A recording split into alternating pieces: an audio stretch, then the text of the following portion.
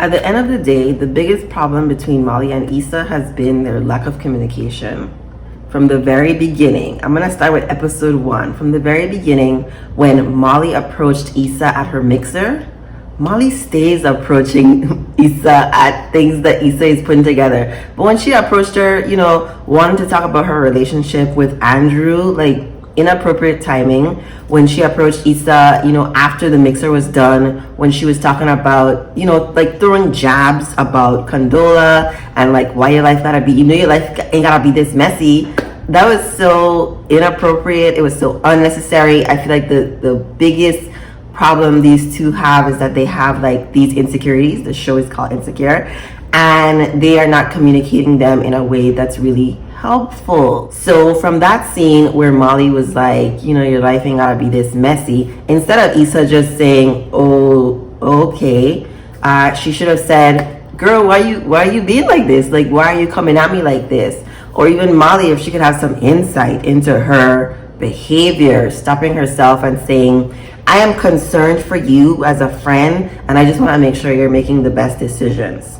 I don't expect these characters to do that because the show is called Insecure. Like, I think they're doing what's in their capability. This show, if it was called Emotionally Mature, I would be expecting them to do things differently. But this is what I expect from people whose emotional intelligence is pretty low. Issa and Molly have had problems in their own like romantic relationships, which is what I would expect for people who are insecure. In the second episode, I think it was great that Molly told Issa, like, I feel like out of the loop about, you planning this block party. And Issa, Molly has made her career her number one in her life. And I think only now she is prioritizing some other areas for herself. So I feel like in that situation, Molly could have highlighted her emotions more and focused more on the feeling of being left out and wanting to be more involved and helpful, because we can see like the glances that Molly was giving Condola and Issa when they were at that lunch.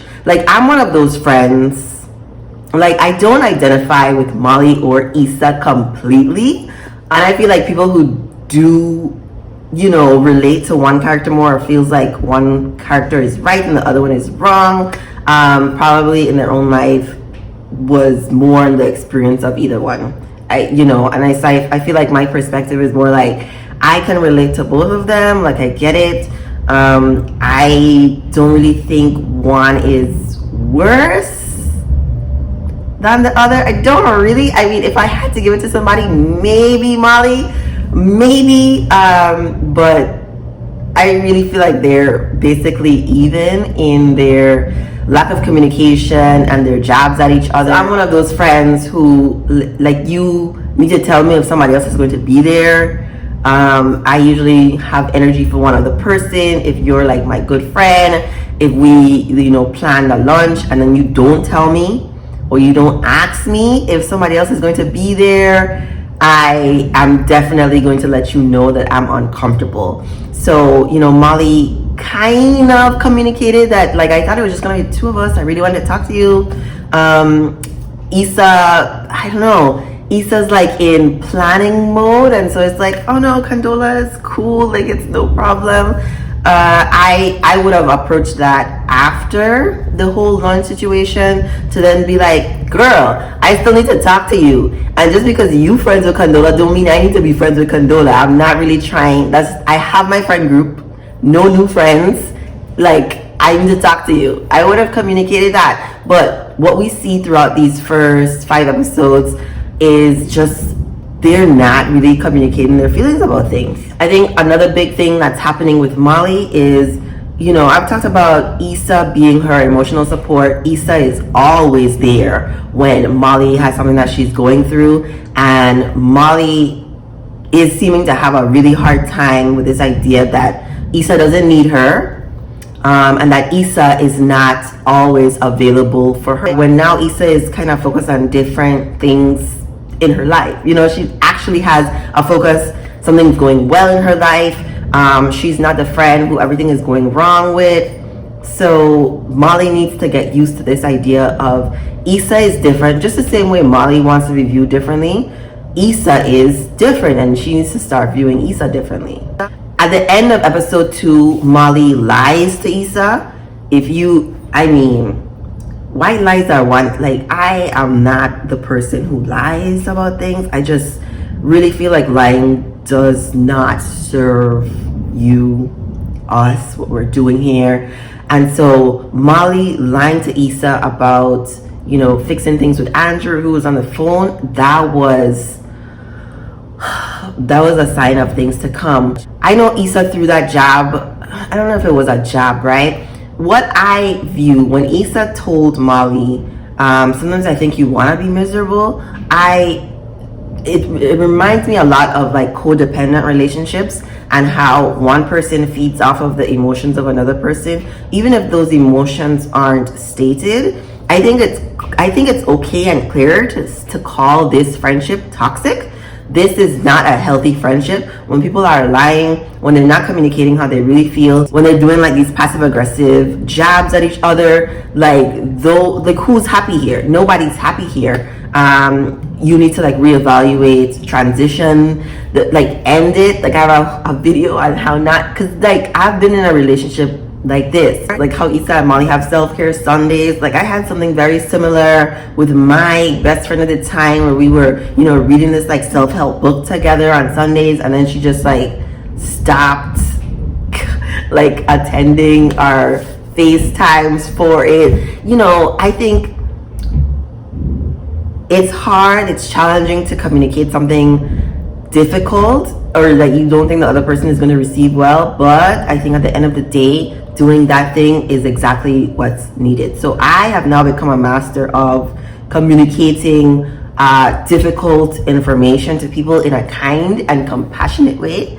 That's really all I want my channel to be about: kindness, compassion, being a good person, being a better person. Really, in episode 3, we see more of those jobs happening, and we see more that they are still viewing each other like pre-evolved, like they've both changed and are not giving each other this space to get to know the new Molly or the new Issa, or the Molly that can have a relationship, the Issa that has a project in her life that's going well. They're not really getting to see this new each other, so they're still doing like the jabs. And then I thought it was really, really great that Molly is the initiator of a lot of these things, but I think Issa did say, like, I can, like, do you want to talk about it? Like, should we talk later or whatever? Because it's Thanksgiving, and because their relationship is going through something difficult, I thought it just wasn't in their best interest to plan something on Thanksgiving, even though pie is part of their ritual. I really felt like that was a bad idea. I thought it was a great idea that Issa canceled because she wasn't in it. If she had attended, I don't think it would have gone well. She just wasn't in the right mental space. So communicating that, I think, was good. But even in their text messages to each other, they were interpreting them as passive aggressive still. My healer says, don't have these important conversations via text. You need to call the person. And so that's what I feel like this conversation is, like a Saturday morning conversation. It's like a after work, after dinner kind of conversation, when there's no immediate demands. You're not being pulled in different directions, so you can have a real long ass conversation about what's really going on, how is it that I'm really feeling. But it doesn't happen on Thanksgiving, and it hasn't happened by the time the block party starts, which is like all of this has been simmering and bubbling. And so we see another instance of that in the episode 4, where they're both coming for the same parking spot. Like, that would have never happened if they were good. Like, Molly would have been able to tune in to Issa, and I'm like, yo, she's so awkward. That her saying going means like she's going in the spot, and like she would have gotten it to the point where she wouldn't have been like still trying to get the same spot. But that just speaks to like the miscommunication and the disconnect that they're currently experiencing. And then the two of them asking their mutual friends, like, did Molly tell you something? Did Issa tell you something? And then Molly judging so hard, just go have a conversation with your friend. Oh my gosh. I think from the outside looking in, these things can feel so easy. Like, just have a conversation, just get it out in the open. But once you're in it, I know for me, I avoided having that difficult conversation with my friend for a long time. For me, it was years in the process kind of thing. Like, we're still 3 years into like restructuring, transitioning our friendship to something different. But it was so difficult, being codependent, being preoccupied with someone else's feelings, not wanting to hurt their feelings, just makes it so. Like, have you ever watched Iyanla Vanzant's Fix My Life? And how just to talk about something from the past, people are in so much pain, they can't get the words out, they're crying uncontrollably, they're running away. Like, speaking certain truths has an effect on you, and it can sometimes feel extremely painful to do. What Insecure, I think, is showing us is that if you don't do these things, the outcome may be even worse than doing it. Like, yes, it's hard to do, but do you want to see a whole friendship deteriorate? Like in episode 5, I mean, Issa's saying like, I don't fuck with Molly anymore. Like, she has mentally checked out of the friendship already, which is really unfortunate because you haven't even told that whole other person. And so now you went to this block party and you're like, I didn't think you were coming. And she's like, all right, not your best friend.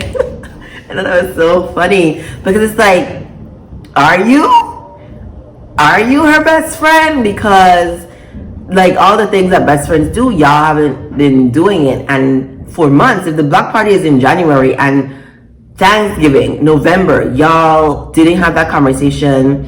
And at the beginning of episode 5, Molly says like, you didn't even come to like my celebration dinner, like when they acquired a new account. Like, you guys have not been showing up for each other. You told Issa no for the favor. I don't think there was anything wrong with Molly saying, hey, this is a boundary I'm not willing to cross. I think she maybe should have given another option. The time Issa was asking for the favor from Molly, she was calling to solve a problem. Like, can you just help me fix this? If your man can't fix it for her, like if you don't want your man, that's how I viewed it. If you don't want your man to fix this for Issa because you think it's probably not gonna work out anyway, can you give her something else? Like, could you? I thought that was really, that did rub me the wrong way. I'm fine with her communicating her feelings around Andrew, but the whole bigger conversation that needed to happen just didn't happen.